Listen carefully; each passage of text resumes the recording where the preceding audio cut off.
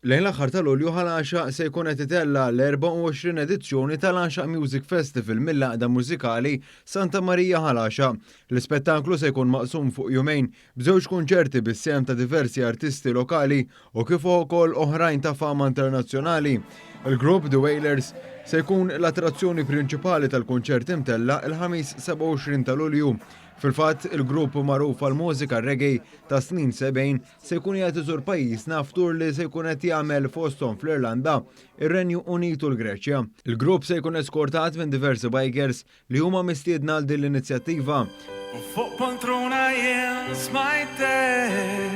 L-istess kunċert sera wkoll is-sem ta' Mark Mikallef Costa and Band, DJ Jonathan Gonzalez u DJ Malti J. Joy fost l-oħrajn. Jumejn wara, iġifieri s-sibt 29 ta' Lulju, il-kunċert se jkun qed jilqa' fih lil Marco Mazzini li rebaħ darbtejn il-Festival Taljan Sanremo. Mazzini se jżur pajjiżna waqt li qed jagħmel tur ta' 30 sena anniversarju tad-diska Tinnamoreraj. Fl-istess kunċert miegħu se jkunu qegħdin jingħaqdu l-kantant lokali Kert Kallejja u DJs Pier Cordina u DJ Su. Il-ċermen ta' Anxaq Music Festival François Paċ star ma' dan l-istazzjon kif dan il-festival li beda fl-1999 kiber grazzi għall-investiment li qed isir fih u fin-nies li jagħmlu dan il-festival uniku possibbli. Għamilna fina nfusna, investejna fih, ħdimna ħafna u llum il-ġurnata bis-saħħa ta' dak l-investiment li għamilna kemm fin-nies, kemm f'netwerk ta'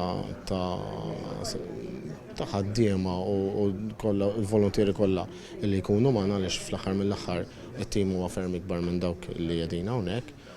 Għajna nagħtu ħilitna biex wasalna fejn wasalna. Huwa appella wkoll lill-pubbliku biex jattendi u jgawdi dan l-ispettaklu. Il-Ministru għall-Wirt Nazzjonali l-Arti u l-Gvern Lokali Owen Bonnici iddeskriva dan l-avveniment bħala wieħed li juri b'mod ħaj is-sens tal-altruiżmu e kif għaqdiet volontarji qegħdin jaħdmu għal ġid tas-soċjetà. Bonnici tkellem ukoll dwar l-importanza tas-sostenn li jagħtu lil dawn l-inizjattivi fil-Kunsill Malti għall-Arti u Festivals Malta.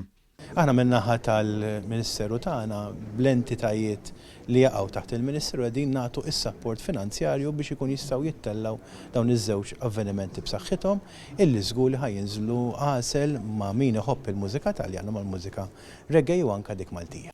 Id-dħul ġenerali għal konċerti huwa b'xejn iżda l-pubbliku huwa mħeġġeġ li jagħti donazzjoni għall laqda volontarja Embrace Diversity li toffri għajnuna u terapija lil madwar 70 tifel u tifla li għandhom diżabilità severa. Dan fil-waqt li minn fuq is-sit elettroniku showshappening.com wieħed jista' jikseb biljetti VIP.